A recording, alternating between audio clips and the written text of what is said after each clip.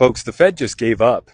The biggest acknowledgement that we have gotten from Jerome Powell yet came in today's meeting, where they raised interest rates by another 25 basis points. We understand that. We saw the markets react. But what Jerome Powell just said is massive. He said that they are going to potentially start cutting rates before we get down to 2% inflation. Now, 2% has always been their target, but now we are getting the admission, acknowledging the fact that they are not going to win the fight against inflation.